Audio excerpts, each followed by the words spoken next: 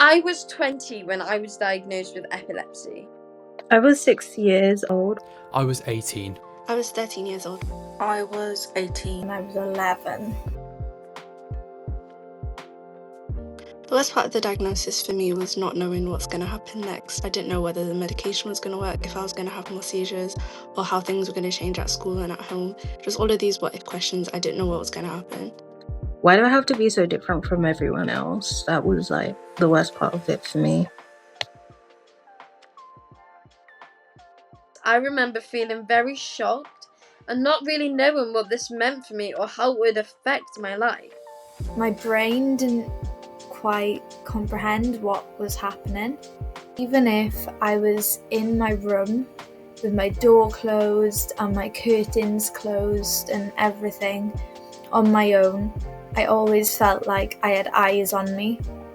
Epilepsy was something that I'd heard of but never really understood. I didn't really know anyone with it, so I just felt completely lost and not really sure who I could turn to for help.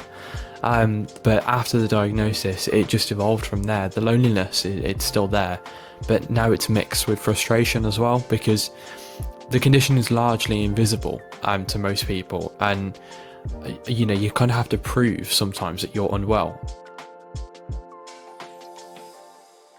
Initially, I didn't get much support from my specialist, but I then got allocated an epilepsy nurse, and he has given me a lot of support over the years.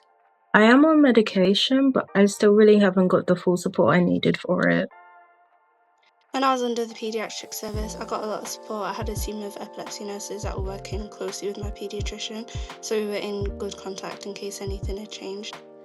Following my diagnosis, I was very fortunate to have a workplace who was understanding about my diagnosis and made lots of adjustments to keep me safe and happy.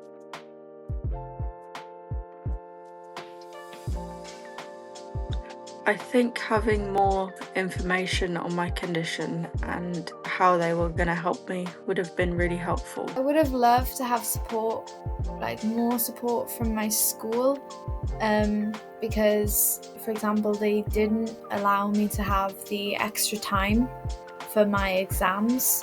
That would have given me a lot more confidence, I think. I needed an immediate connection to other young people with epilepsy. In the beginning, you feel so isolated, and there's nothing that I think is more useful than talking to someone who's going through a similar experience.